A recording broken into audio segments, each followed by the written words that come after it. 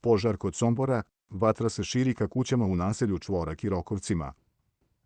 Sreda, 24. jul 2024. godine u 20:32. Veliki požar izbio je u Somboru kada je vatra zahvatila rastinje na delu obilaznice kod stare deponije između Staparskog i Apatinskog puta. Požar se širi ka kućama u naselju Čvorak i Rokovcima, objavio je Soinfo. Policija je zbog velikog požara u Somboru blokirala obilaznicu za saobraćaj kod stare deponije između Staparskog i Apatinskog puta. Navodi se da je vatra zahvatila rastinje na delu obilaznice.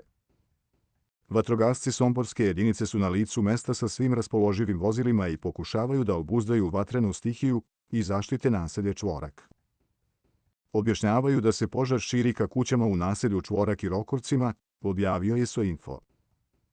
Gašenje vatre otežava i vetra koji duva u smeru Salaša Rokovci i gradskog postrojenja za prečišćavanje otpadnih voda, navodi Somoborski portal.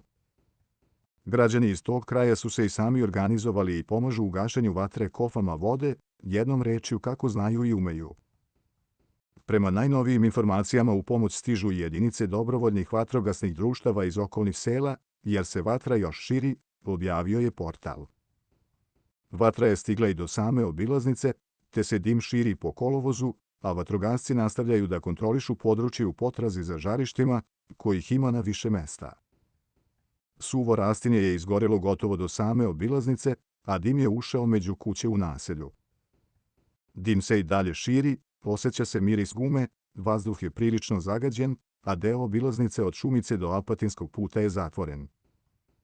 Kako Soinfo saznaje, jedno lice je privedeno zbog sumnje da je izazvalo požar.